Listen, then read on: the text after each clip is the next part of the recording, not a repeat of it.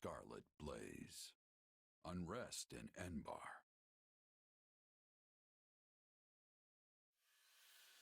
Despite successfully defending Aryan Road, Edelgard concludes it is no longer possible for her to hold the eastern and western lines at the same time, and pauses to explore solutions.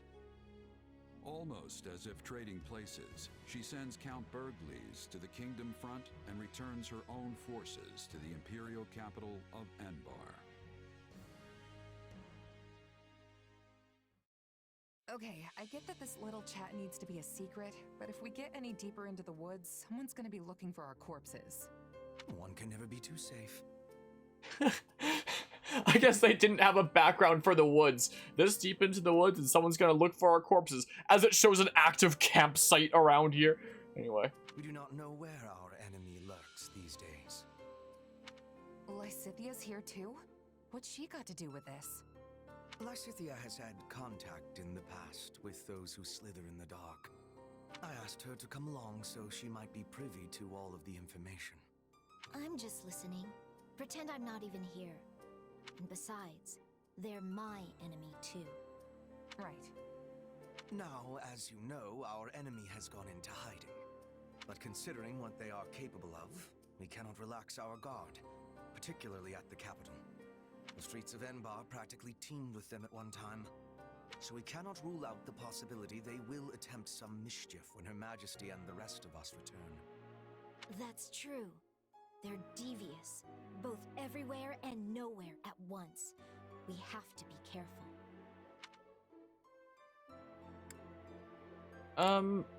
I'll move the conversation along. Also, I'm curious what this cutscene would be like if you had killed Lysithia earlier in the story. And what's that got to do with me again? You want me to stop him somehow? I have a request, yes, and a warning.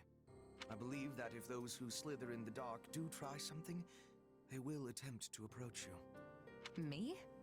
Yes, you. Your powers may come from the same place as theirs, right? It stands to reason they might try to recruit you. Sure, but they'd be wasting their time. There's no way I'm gonna help those monsters. And what if they appear as your long-lost brother? Same hair, same eyes, a voice full of kindness. Or, what if one of them calls out, "I finally found you, my child"? Maybe they are your family, maybe they are not. Could you really drive a sword through their heart with that knowledge yet uncertain? Forgive me. That was cruel. I am merely voicing one possibility among many. Still, now you will know to expect it. It behooves you to remember how harsh reality can actually be.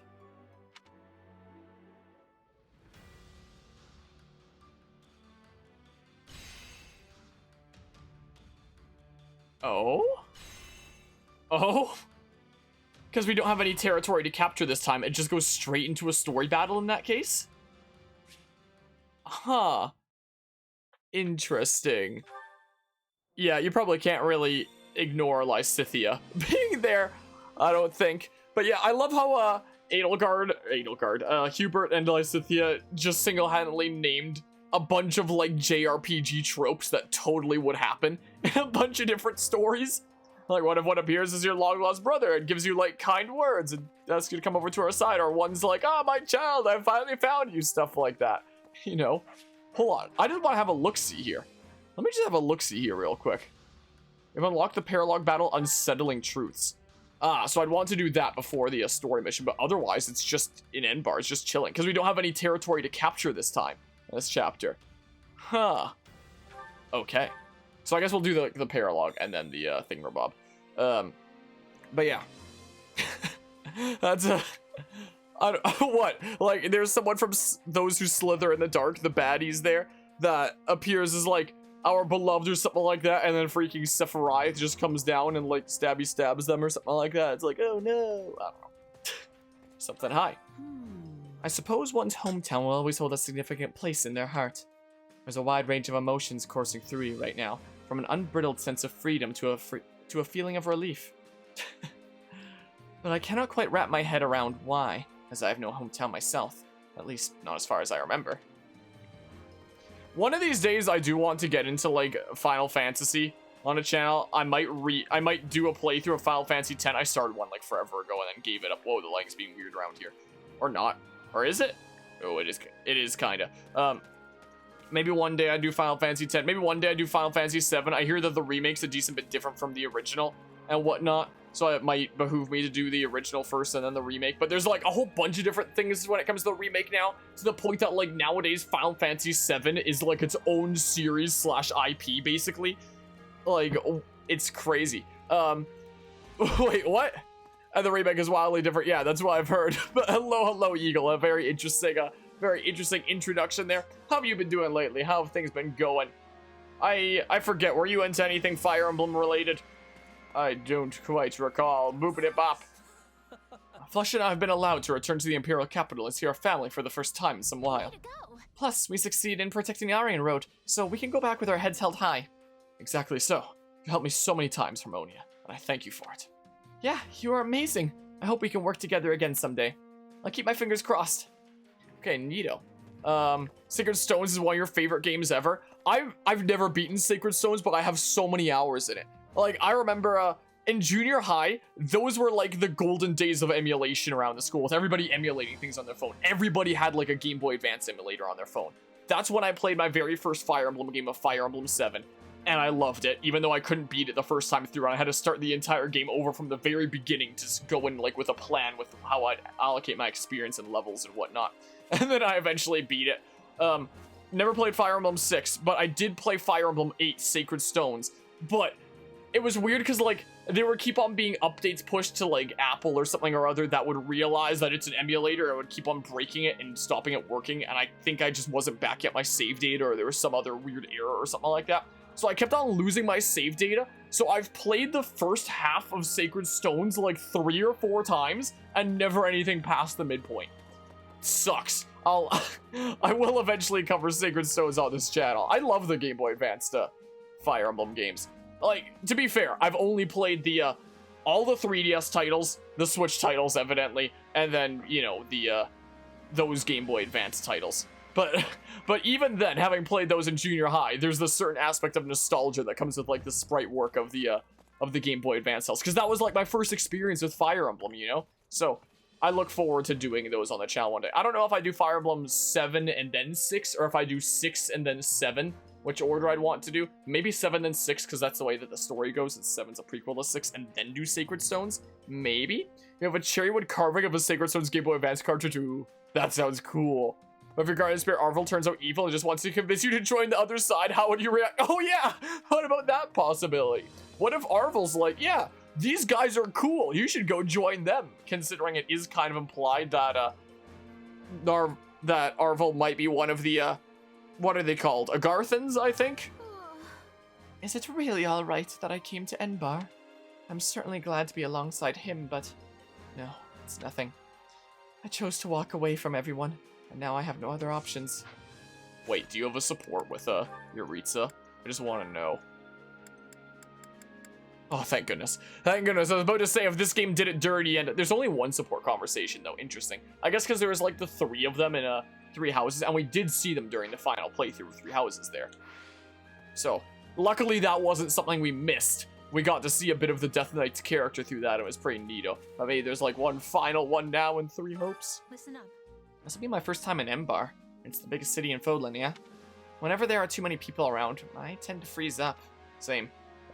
Might not be a good idea to head to the busiest city around. I mean, if I let a sigh slip there. I mean, I already know what that's about from 3 houses and whatnot. Yeah, sure. Still, if you need a hand with something, just let me know. What a pal. Yeah, one of those casual plebs who only got into Fire Emblem with Awakening. You know, wait, why is my chat off? I don't know why that message didn't show up, or maybe I'm just missing it by a decent bit. I don't know. You know, it's funny. Awakening should have been my first Fire Emblem game, is the thing. Because I never played Fire Emblem before, and I had a friend that I haven't seen in a great many years now, but I had a friend that recommended me to pick up Fire Emblem Awakening when that was, like, the most recent Fire Emblem game. And I was like, huh, I've heard about this series before, and it's been around for a long time. And since this is, like, the golden age of everyone in the school freaking emulating things on their phone, I decided to give Fire Emblem a shot on my phone, and I played it and I loved it. And then Fire Emblem Awakening was my second game. Was the thing. I figured, let's try out one of the earlier ones in this series on the Game Boy Advance to see if I'd like this 3DS one, which, you know, nowadays as an adult, I can look at that and be like, okay, the games are going to be a lot different by that point. It might not be like a good judge of, you know, a Game Boy Advance game compared to a 3DS game. But back then, I thought it was a great idea, and I played, you know, Blazing Sword, and I loved it.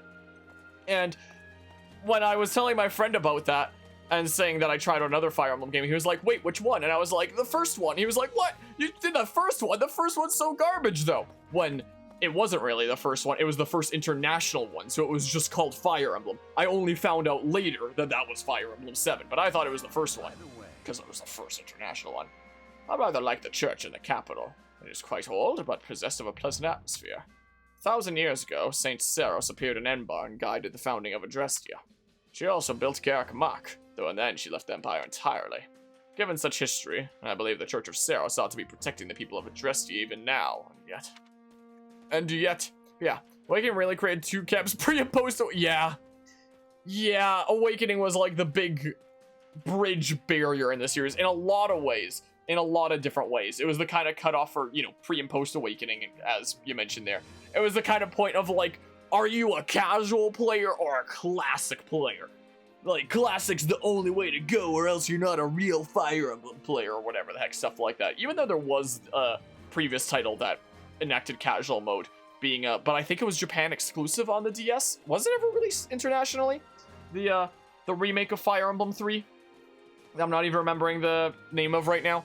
Something or other like that. It was also, you know, the thingamabob with S supports and whatnot, and some people being like, oh my gosh, I can't believe my video game full of hot anime characters is one where you can freaking S support them and then make more hot anime characters, I guess, or something.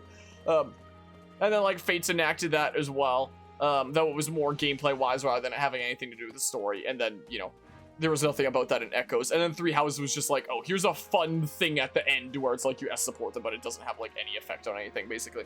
Overall, it seemed to be a net positive. Fire Emblem seems to be way more popular than pre-Awakening. Yeah, Awakening is what freaking rejuvenated the series. Awakening was going to be the final Fire Emblem game because the series hadn't been performing all that well. So they had said if Awakening didn't sell more than 250,000 units, that would be the final game. And they designed it to be the finale game, especially with all like the DLCs that factored in like, you know, whole rest of the Fire Emblem series and whatnot.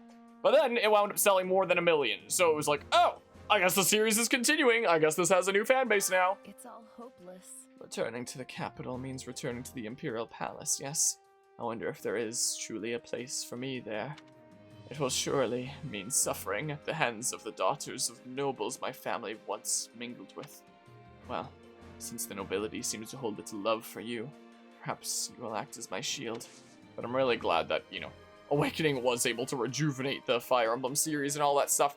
Overall net positive, but there's still some annoying stuff. Remember the remake of Fire Emblem 2? People were complaining about the relationship between the main characters, Alm and Celica. They wanted their waifu simulator despite it being a remake of the second game. Yeah, I honestly feel like Echoes was better off without it. I wouldn't mind seeing, you know, the idea of S support and child units in a future game at some point, but, you know, it wouldn't really have fit all that well with Echoes, I don't think. And I feel like as a professor with students, it would have been weird with a Three Houses. It already is a little weird there. It's like, oh, just wait 5 years, and then at the end of the story, it's okay. Here's a thing just for fun, and that has no, you know, no regard to gameplay or anything like that. People complain about Fire Emblem turning into a dating sim was large in some camps, yeah. Since you're a casual plebs, it's one of the things that you liked about the series. Yeah, I thought it was a cool, charming thing. Quite frankly. Speaking of Embarr, that reminds me. I haven't been there since I infiltrated the black market to get Vajramushi back after it was stolen from my mother's hometown. I remember something about that. Black market. Wait, I heard about that. Wasn't that one of those ridiculously difficult paralogs in Three Houses? So that big guy picking fights was you all along? Actually, nope. Must have been someone else. Oh, sweet. I increased my support level by doing that there. You like the dating sim stuff, but you get annoyed when people just view Fire. Yeah. What? Also, is the chat appearing on screen? Or am I just reading things a little bit late? I hope I'm just reading things a little bit late. Yeah, because that's, you know, it's just such a small aspect of it, especially with things like Three Houses and Three Hopes. Also, apparently when it comes to Three Hopes, there are no, like, S supports in this game, even at the end, like there was in Three Houses. Apparently there isn't. but I heard that later. Okay, it is showing it. Okay, I see it now. Yeah, sorry. Apparently, there's no S supports in this game, but you get an item called like a Merc Whistle, 1 per playthrough that you can only give to 1 unit, and apparently you get like a unique accessory based on them, or a unique accessory for them, or something like that. During some previous playthroughs, we've had a bit of a vote for like who we'd S support. As for the Merc Whistle, I've already decided. I'm giving it to Ferdinand. This is absolutely what I'm doing. Hear me out. I can let my hair down for the first time in a while. Oh, heck yeah. No, same for you, yeah? We could well end up dead in the next battle, so we better spend our coin while we can. Alright, let's see here. You've got some more seals for me now, right? Yeah, so now you stock 10 per each thingamabob. And this is going to be a short one, considering, you know, just 1 paralogue and then a story battle will be the thing. Okay. And you have seals for me too, right? Embarr's been around a lot longer than Garrick Mach. Of course, the Imperial Palace and sprawling city didn't exist in the old days. But now, the town houses one of the largest markets in Fodlan. Every merchant dreams of making it big there. But yeah, students having relationships with their teacher after a short cool out, completely normal in France? Wait, what? Was there some news story that came out in France that that's a reference to, by chance? Yeah, I wanna, during this playthrough, I've wanted to, you know, pay respects to a legendary voice actor there. So we've been trying to, you know, be playing quite a decent bit of Ferdinand when we get the chance, and you know, if this Merc Whistle is like a 1-time per playthrough item, I want to give it to Ferdinand on this playthrough. No doubt about that. Oh, heck yeah, let's stock up on seals again. There we go. Sweet. Thanks a bunch. Thanks a bunch. Sweet. You're probably happy that your sister's here now, right? Whoa, why did it feel like it was faster for a second? I don't know, maybe I'm losing my mind. Returning now. How tedious. Had we kept fighting, I may have enjoyed myself. You want to return to the front? What do you think? Want to head back to the front? I'm sure Edelgard would send you if you asked. No. I was ordered to return with her and must obey. Oh, so you can view, like, support... Oh, no, that's... I was about to say view previous support conversations. This is a new one that we have, actually. Yuritsa? What's wrong? Not here, either. Hey, hold on. If you're looking for someone, I'd be more than glad to help. Leave me be. Friendly as ever, I see. You know, it's kind of hard to believe you and Mercedes are related. Why don't you let me help you? You seem worried. How could you tell? You're not exactly hiding it. You nearly busted the chapel door clear off its hinges. I'm looking for someone.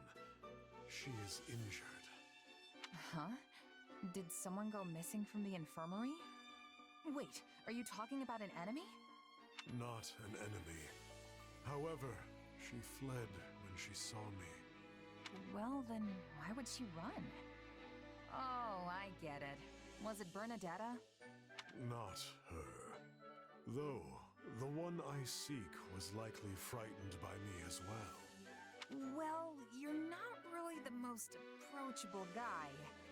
There's kind of this murdery aura about you. Like, if I let my guard down for even a second, it'd be the last thing I ever do. That is not my intention. I know that, but you'd probably still scare the life out of someone who's already jumpy. Even a beast would turn tail and run if it caught sight of the Death Knight. Then, what would you suggest? I will never capture her at this rate. I'll give him advice. Your biggest problem is that you always look like you're out for blood. Maybe we should start there. Just try to smile when the two of you talk. And definitely don't look like you're gonna kill her. When we talk? Interesting. Time is wasting. I must go. Wait, Yuritsa? Is he really gonna be okay? Alrighty then. Also, yeah, let's just see here. President Macron is married to his former math teacher. Oh! I did not know that. But yeah, know him mostly as Takuto Maruki from Persona 5 Royal and Fire Emblem. Huh. Interesting. I haven't played Persona 5 before, but when it releases on the Switch later this year, I probably will. I'll probably give it a shot. I've heard that apparently it's like copyright hell for content creators, but I'll maybe try it anyway. Maybe I'll give it a shot. I was about to say something, then I forgot. Oh yeah, Yuritsa. So freaking in like my first 3 playthroughs of 3 houses, he was just kind of like, you know, the Death Knight who was a irksome boss to beat, and then I started actually getting pretty good at beating him and whatnot. It was just like, yeah, he's just like the Death Knight, that guy, like yada yada, essentially. But then after my playthrough of the Black Eagles route, which I'm really glad I did last, so that, you know, I could actually, so that he was added into the game at that point and whatnot. Thank goodness the Black Eagles Empire route was not my first playthrough.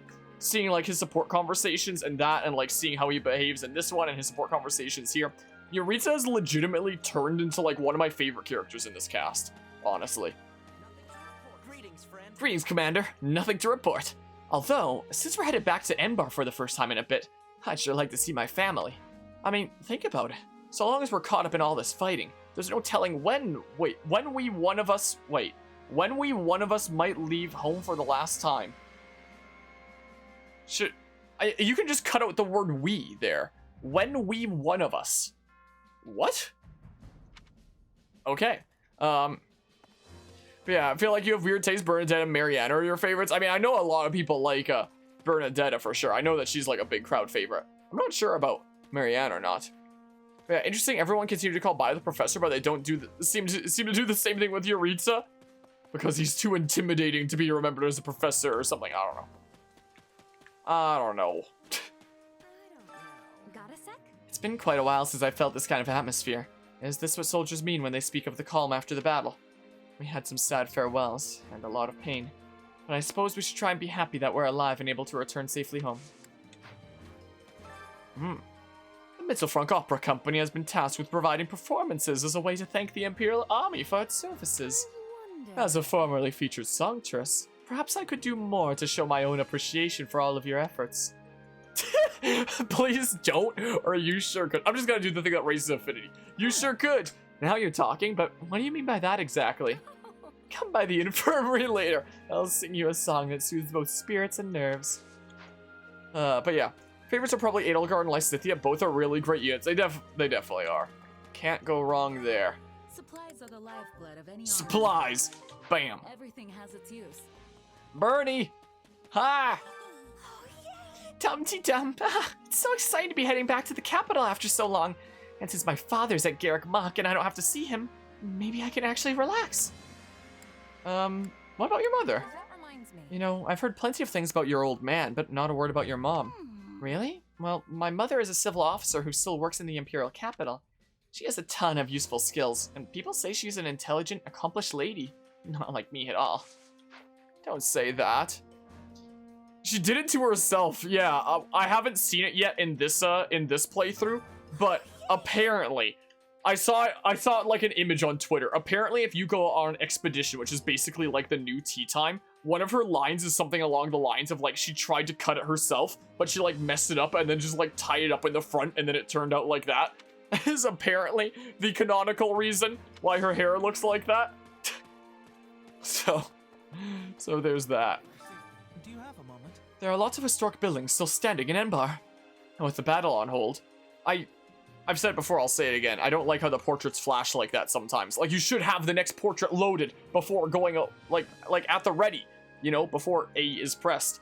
I don't see it happen as often. It happened a lot more in the demo, but the battle on hold. I'm hoping to take a nice stroll around to all the different sites. Well, you see, Would you two want to walk in the city with me? Speaking of traveling and going around, I went in earlier today to get my passport renewed, which, by the way, all the hi there.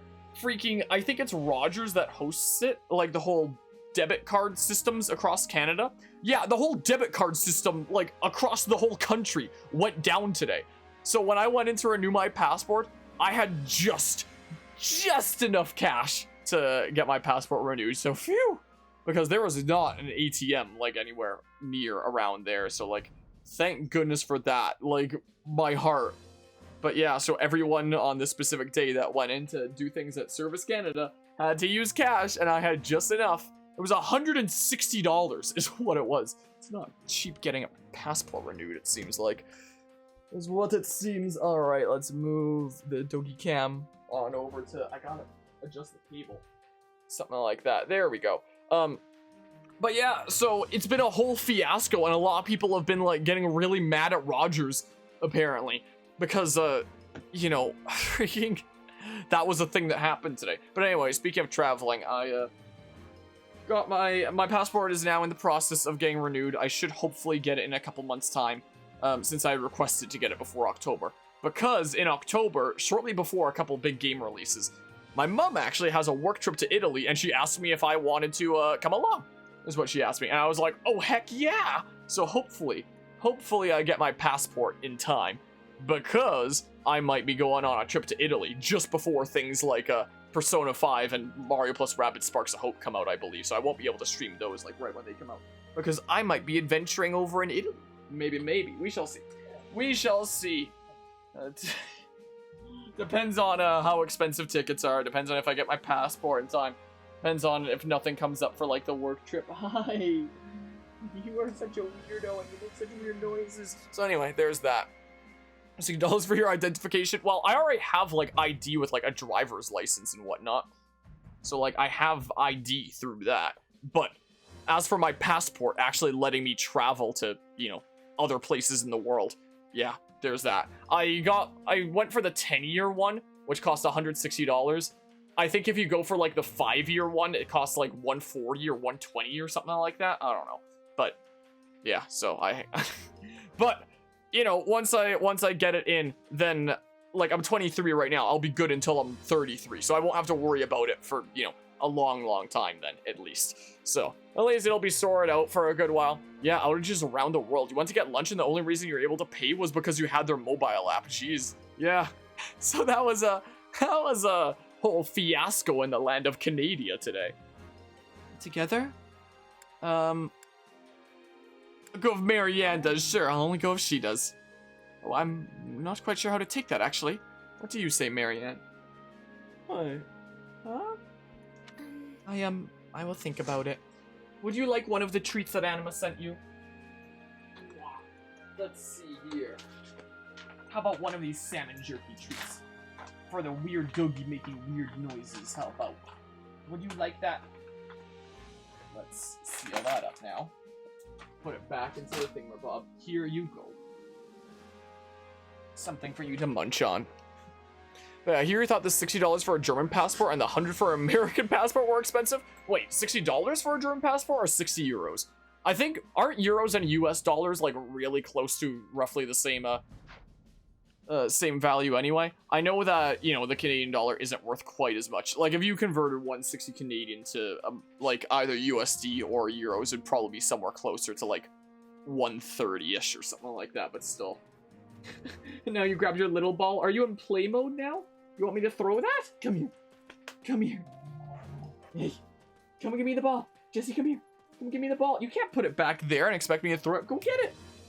Go get it. Bring it here. Bring it here. The doggy's, you know, 13 and a half years old now. So she's been slowing down a whole lot and taking it easy a lot more. But she still gets spurts of excitement like this sometimes. Go get the ball. Go get the ball. Bring it here. Come put it. That's still so far. Go get it. Go. Go. Put it here. Put it over here. Drop. Jesse. Oh, there you go. She always loves like really little toys like this for whatever reason. Wow, go get it. All right. Yeah, 60 euros, but they're rather close. Gotcha. Yeah, so in terms of Canadian dollars, 60 euros would probably be somewhere close to like 75 Canadian, something like that. Like in the States, for example, I know that new games, for example, cost $60. Here in Canada, they cost 80. As an example there. Hi. Now you're in weird, like, lay down, relax, and don't pet me mode? Is that what's going on now? You gotta give me the ball? You gonna give me the ball? You gonna drop it? Come here. Jesse, come give me the ball. Come give me the ball. That's still a little bit far. Bring it closer. Oh, there you go. Good girl. Blah. Go get it. Okay. It didn't get lost over there, did it? Can you get it, Jesse? Or do you need help? Can you get it? Oh, I think it might have landed in a bunch of stuff. This is what might have happened. Oh, do you need help? Oh, do you need help getting your ball, Jesse? Where is it? Where is it, Jess? Where did it go? Where is it, Jess?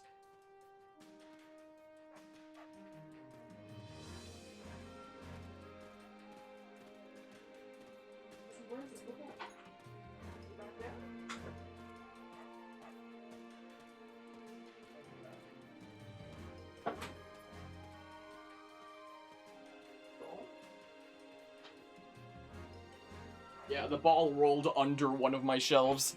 It seems like underneath one of the shelves where she couldn't get it. So she has it now with a little bit of help.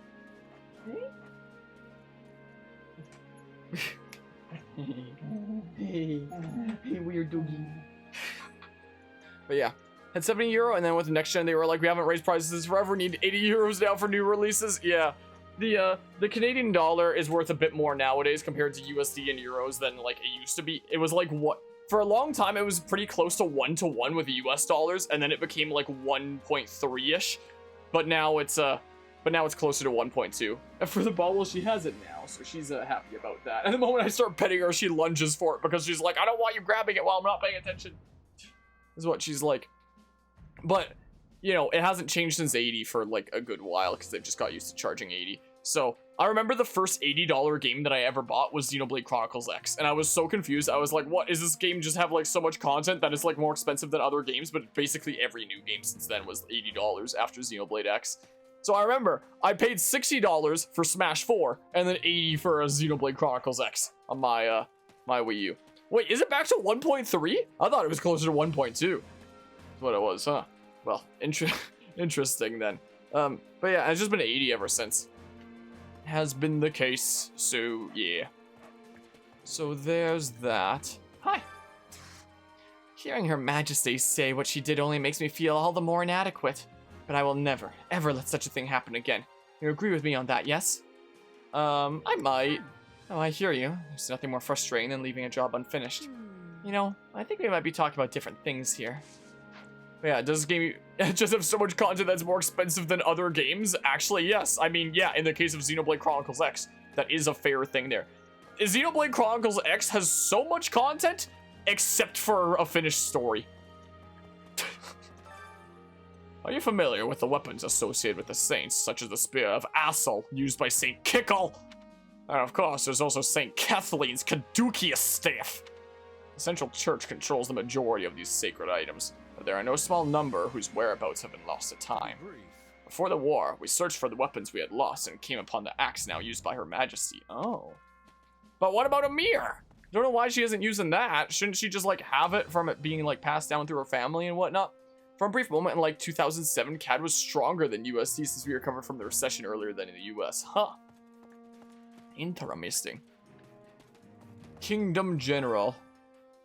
I'm a member of the Kingdom's House Elidur. I spearheaded our support for the Empire, but, well, during the subsequent discord, the Kingdom's army ended up marching south. And in the end, the region north of Count Rose territory once more sided with the king. Sensing the clear danger to myself in such an arrangement, I fled to the Empire. Also, something I should check before it's too late. I know that there are support conversations that you can get permanently locked out from. I just want to make sure that, like, all the locks are just ones where it's like, it'll take some time before you can deepen this bond. Make sure that I haven't, like, gotten locked out of any support conversations, now that I know that that's a thing that can happen.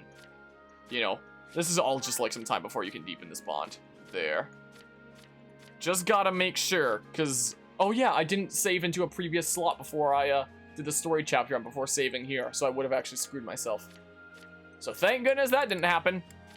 Because apparently there have been a lot of people getting pretty far in the game that just see that there's like support conversations that they're locked out of forever, and I don't want that to be me. You know, I don't want that to happen.